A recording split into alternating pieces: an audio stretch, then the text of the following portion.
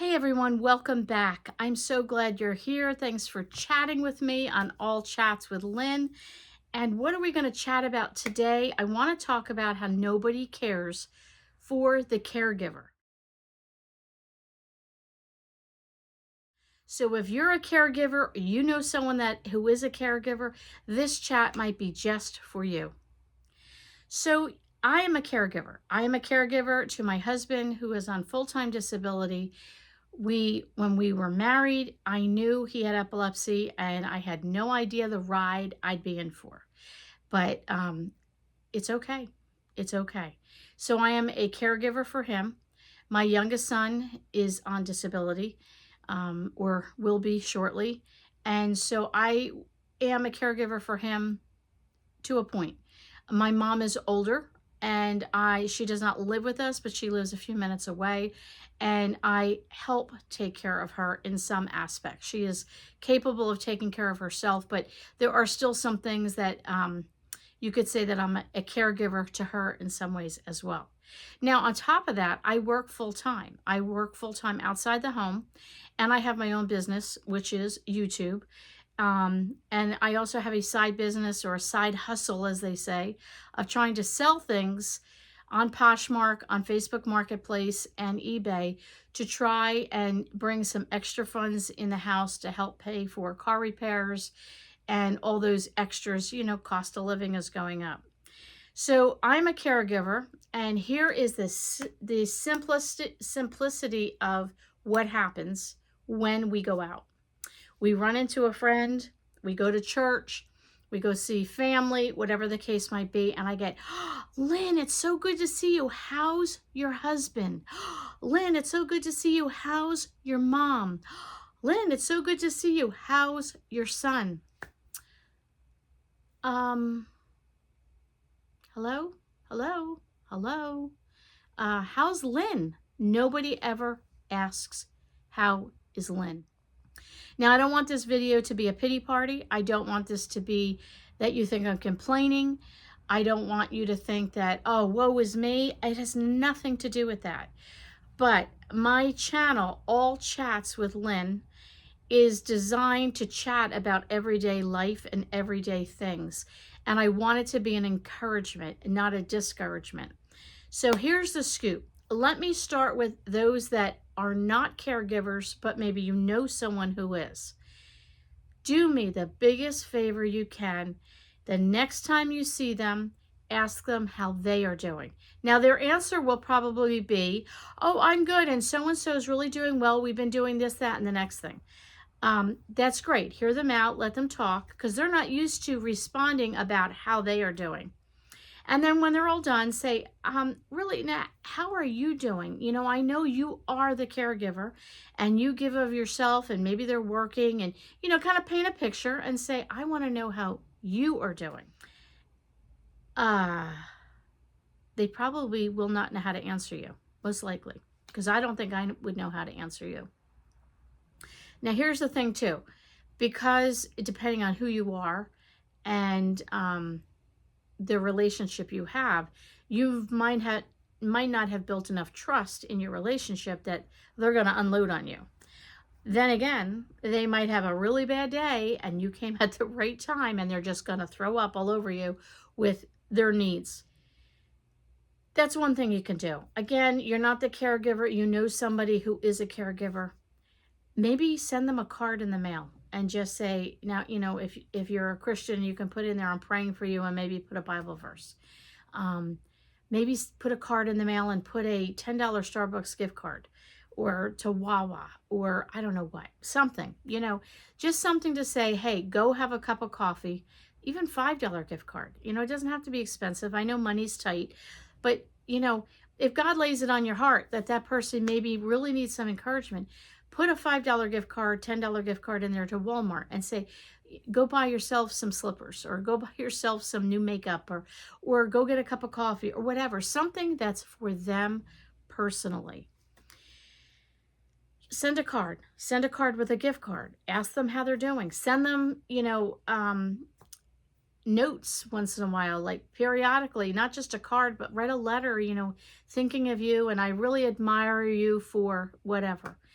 let me tell you, a caregiver, nobody takes care of us. Our people, our people that we are taking care of, they're on disability or they're in need. They can't take care of us. My husband would do anything and everything within his power to take care of me. No ifs, ands, or buts, no doubts about it. He would do it. And I know he tries the best he can. There are times as a caregiver, now I want to talk to the caregiver. If you're a caregiver, we're going to talk. There are times it is the loneliest place to be. You can't talk to your person because they're either too ill or they're not with it or whatever. I mean, the list is endless in terms of who you're caring for and how disabled they are and the needs and so on and so forth.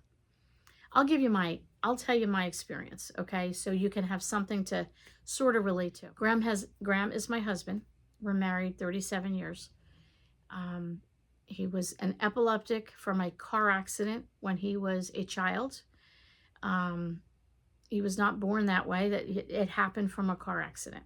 So when I married him, I knew he had epilepsy. I'd seen a few seizures, but didn't faze me. It was like, okay, whatever, you know.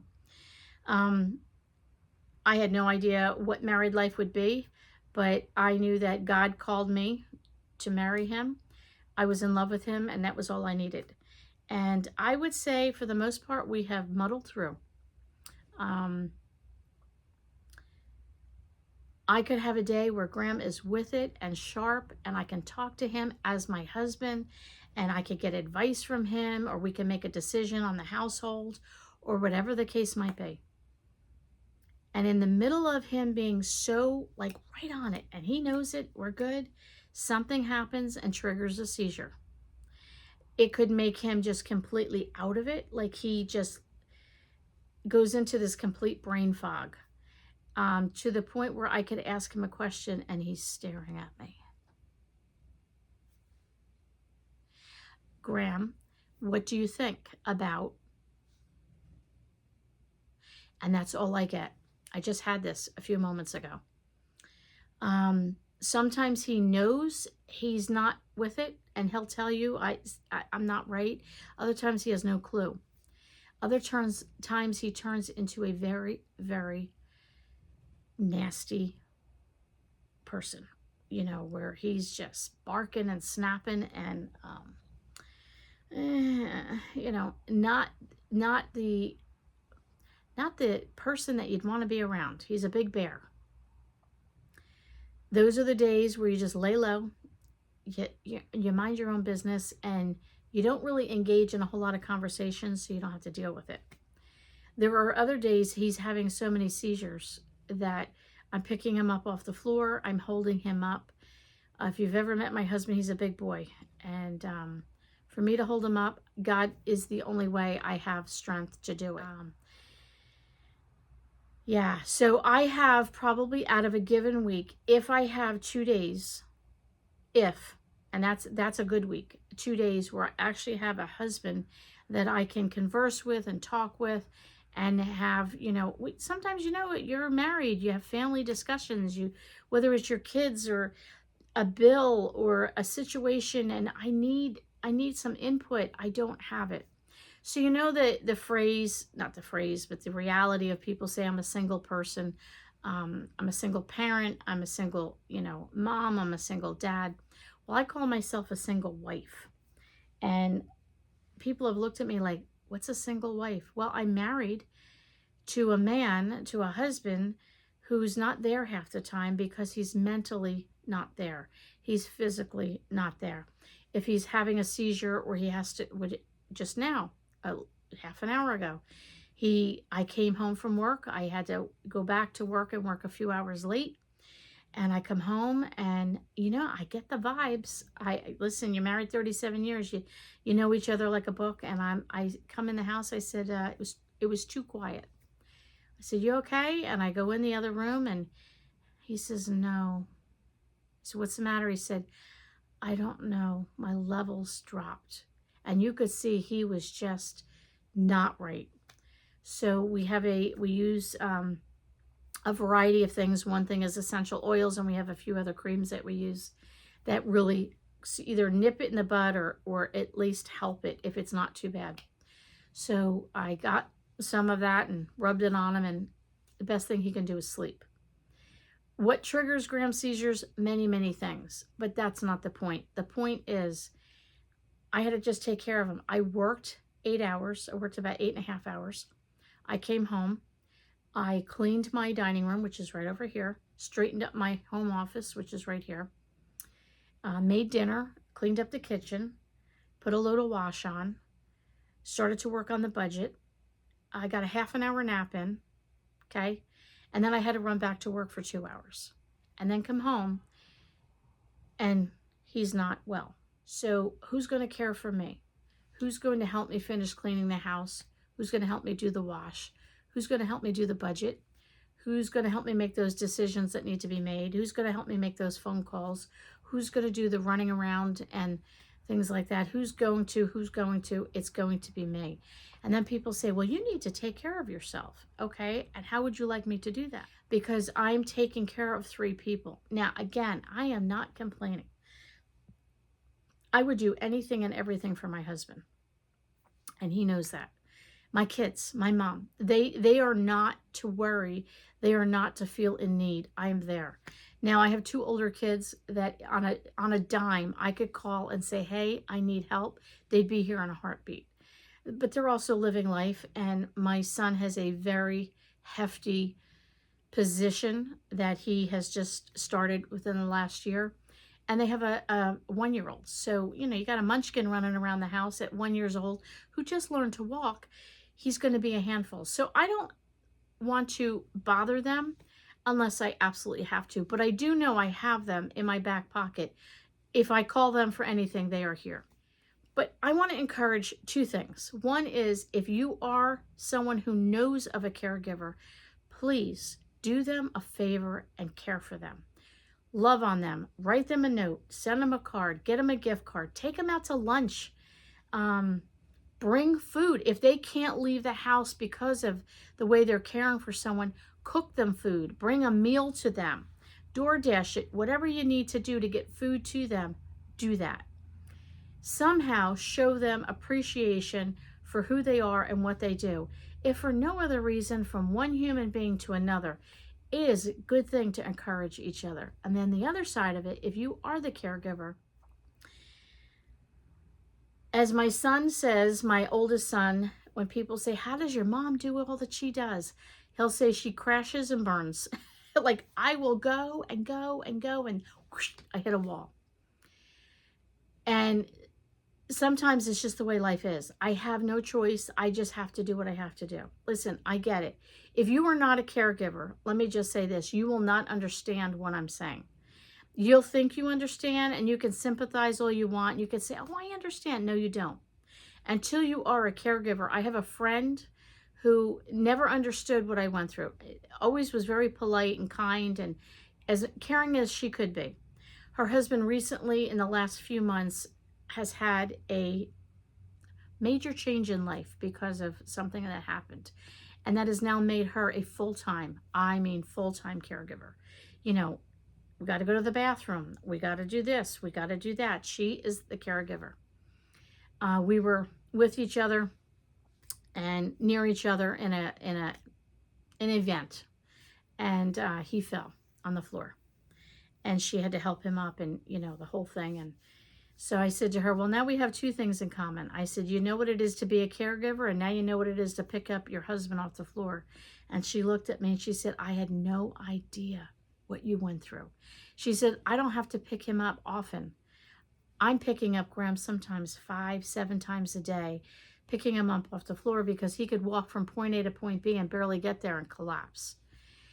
Again, I am not complaining. What I want to do is so much to encourage you on this chit chat that give somebody your appreciation if you know them to be a caregiver. And if you are a caregiver, you're going to have to find ways to care for yourself. Listen, when he's lying down in there, where is it? Here it is. See this thing right here? It's called a remote. My TV is right over here. This is my home office. I have a laptop right here. I can work on my laptop. I can turn the TV on. I could put on a podcast. I can listen to a biblical podcast. I have my Bible right here. I got my whole thing. This is my home office. I could do my budget. I could do my Bible reading. I was listening to my friend Jan from New York City Saves Money. I love her channel. She's got it's not all about money. She talks about saving money, but just everyday life and practical things. And she had something on there today. It was just like, oh, just what I needed. And I messaged her. And sometimes you just need to listen to TV. I have nail polish. Maybe you need to put on some nail polish. Yes, this is my office here. I have hand cream. Maybe you just need to file your nails and put some hand cream on. 5 minutes of just, opening this up. And I'm going to do it right now. And I'm going to put a little cream on. And I can breathe and I could smell. It's very pretty. It's like a lavender mint, I think. I got some hand cream on. Oh, that feels so good. Rub your hands together. Massage your hands. Take a moment to breathe.